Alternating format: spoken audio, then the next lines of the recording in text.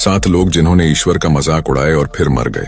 Number 1, Titanic के मुख्य designer Thomas Andrews ने अहंकार से कहा था कि ईश्वर भी इस जहाज को नहीं डुबा सकता।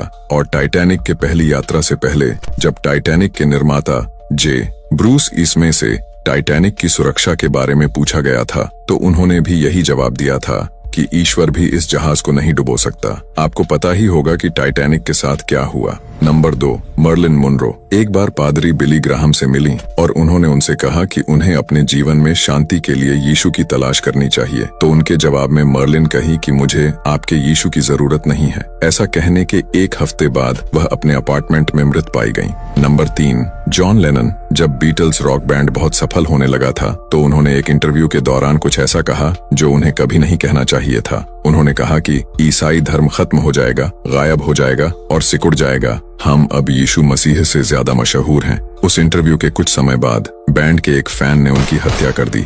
Number 4, Bon Scott highway to hell के अपने इस गीत में स्कॉट ने कुछ ऐसे बोल गाए, oh Satan I paid my due playing in a rocking band, जिसका हिंदी में अर्थ होता है, हे शैतान, रॉकिंग बैंड में बजाते हुए मेरा हक अदा किया। इस गाने के प्रकाशित के बाद 1980 में एक रात को उनकी मृत्यु हो गई। नंबर 5, कैजुजा एक फेमस ब्राजीलियन गायक जिसने अपने एक प्रदर्शन के दौरान सिगरेट पैकेट से एक कश लिया और हवा में धुआं उड़ाकर कथित तौर पर कहा कि ईश्वर यह आपके लिए है। उस घटना के बाद 32 वर्ष की आयु में फेफड़ों के कैंसर से उसकी मृत्यु हो गई।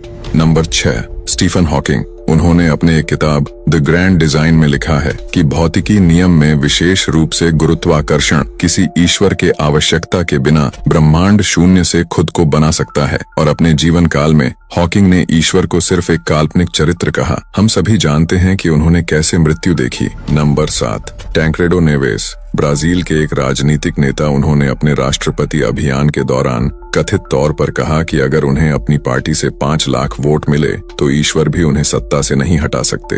वे चुनाव जीते लेकिन पदभार ग्रहण करने से ठीक पहले अचानक से उनकी मृत्यु हो गई। ये उन लोगों के नाम हैं जिन्होंने अपने जीवन काल में ईश्वर का मजाक उड़ाए और फिर मर गए। इसका मतलब यह नहीं है कि ईश्वर ने उन लोगों को मोड़ डाला। ऐसा हो सकता है कि शैतान ने यीशु से आपके विश्वास को नष्ट करने और विश्वासियों को सच्चाई से दूर ले जाने के लिए किया हो। यह संभव हो सकता है कि वे मौतें शैतान ने अपने भयावह एजेंडे को पूरा करने के लिए खुद ही रची हों, ताकि लोगों के दिलों में यीशु के लिए भ्रम और संदेह पैदा हो और लोग यीशु के प्रेम और भलाई पर सवाल उठा सके और यीशु को नकारात्मक और क्रूर दिखाने की प्रयास सफल हो सके और लोग उस पर संदेह करें और यीशु को अनुग्रह और दया के बजाय न्याय और क्रूरता के रूप में देखें और उस पर से विश्वास खो दें। इसीलिए हमें जल्दबाजी में नहीं